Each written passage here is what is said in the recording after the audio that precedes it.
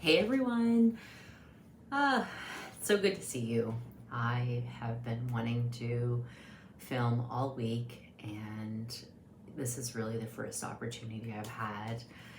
And I'm just gonna be really vulnerable and real with you tonight, like I always am, but tonight's even a little more raw because the topic that I was gonna share with you tonight, I decided that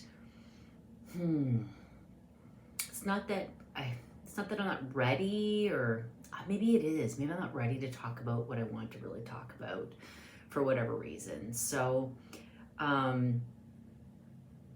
it's Thursday night, and I often will kind of feel this way Thursday night. I guess it's like I've given everything I need to give, or everything I have to give to everybody.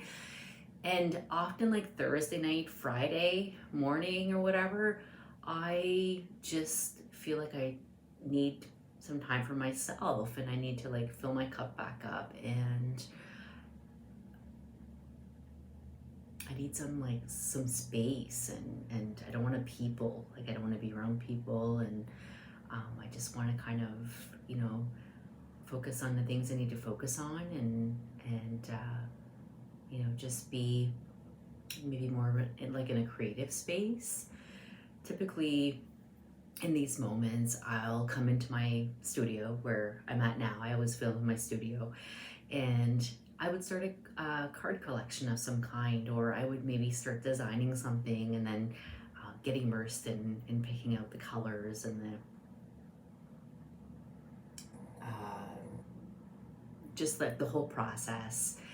And that always helps me kind of get more grounded, get my energy back, and feeling kind of more in the groove and again. And I think that what did it for me was I started to doubt myself. I started to doubt sort of the topic I wanted to cover.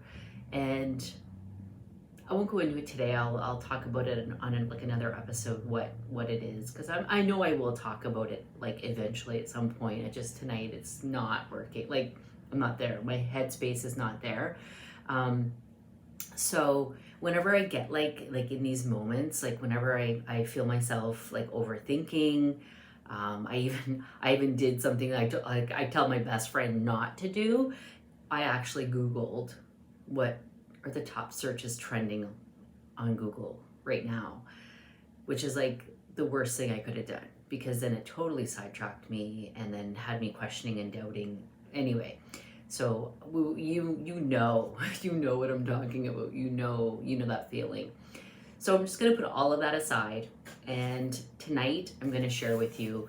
So when I am feeling the way I'm feeling right now, Sarah Blondin, okay, this is her book, HeartMinded. She always brings me back to the now, when I'm feeling the way I'm feeling tonight. And so she was the first meditation teacher that I discovered, or one of the first ones I really connected with and felt like I could relate to on Insight Timer when I first started, when I first joined the app. Like, I added the app, and since then I've become a Plus member. So now I pay for the membership because it's that good, and I'm able to access so much more. I can download the meditations that I want. There's music, there's guided meditations, there's lives, there's talks. It's just like, it's a whole wonderful world that I was introduced to, and I'm never letting it go. Insight Timer is how I start my day, and it's how I end my day. I can't imagine not having that in my life. So Sarah Blondin, she also has a podcast, and I don't know if she's still doing it or not, but it's called LiveAwake, and I've listened to her countless times. Like, I can't, like, over and over and over, like the same meditations, the same podcasts. And she just has a way of just like digging in and just like just grabbing your heartstrings and breaking your heart open, and just helps those emotions flow. And she's really helped me anyway feel the feelings and naming how I feel. And it's kind of like, not that we need somebody to say it's okay to feel or it's okay to feel the way you do, but she's kind of been that person. And I think she's a wonderful, wonderful, wonderful human being. So I'm going to share with you chapter 7. It's called Give Name. It goes like this. There is no greater defeat than a soul that has grown hard and closed under the weight of the unkind, the weight of the unspoken, the weight of the untruths locked inside them, longing to be set free. People often say they don't know what they feel. They can't identify their feelings in the moment that they're happening and have no vocabulary for what they're going through. Just as our sensitivities have had very little nurturing, we have almost no language to use when we need it the most. It's essential that we work at naming what we're experiencing, because the more we learn to identify the constricting feelings in our bodies, the better equipped we are to catch the pain before it attaches itself to us too deeply. In identifying it, we grow awareness, and in awareness, we're able to choose freedom. That's why we're going to spend some time now taking a deep dive into the practice of naming our uncomfortable feelings as they come. We all know these places of storm within us: uncomfortable restlessness in the body, addictive behaviors like overwork, overeating, drinking, shopping, judgment, and gossip, too much screen time, an internal discourse of abuse and criticism, and fits of panic and fear. Our pain is disguised in all of these habits. The behaviors are not problems. They are our attempt at creating a solution for a feeling we don't know how to hold and address. When suffering or escaping from our suffering by getting caught up in any of the habits listed above, we are ignoring the call for healing.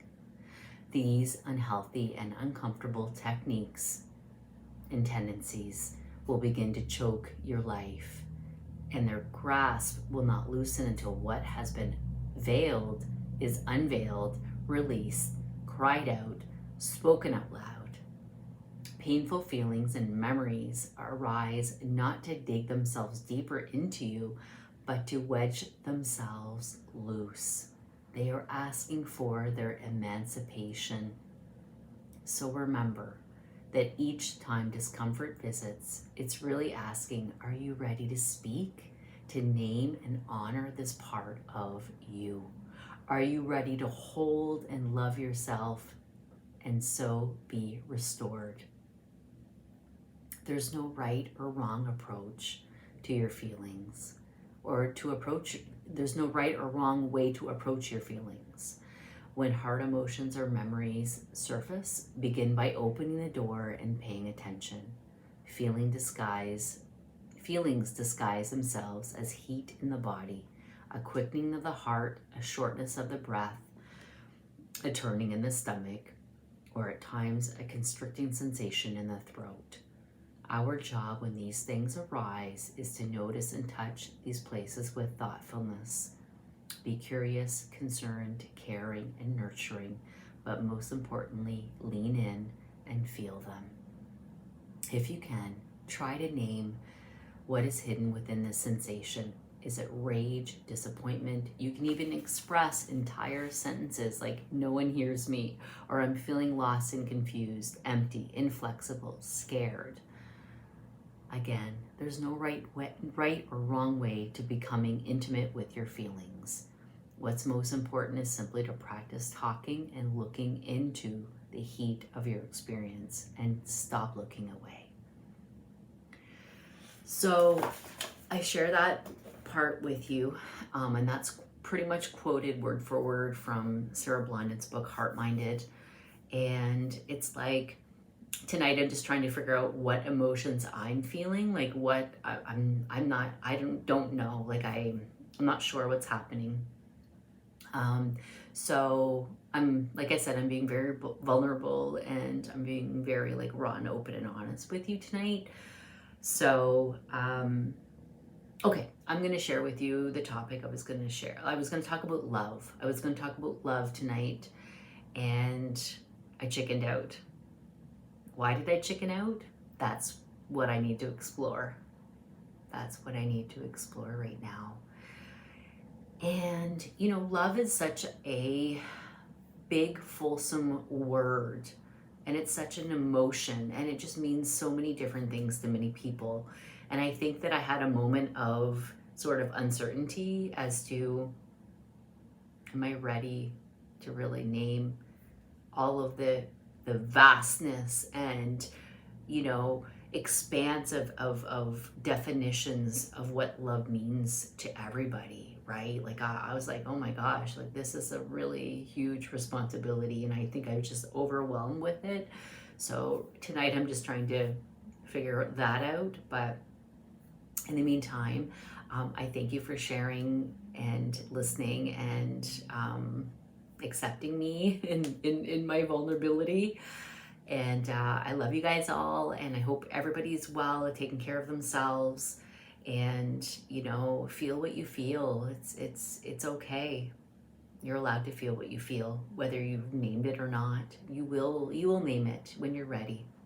So for now, under 12 minutes, I'm gonna say goodbye. See you next time.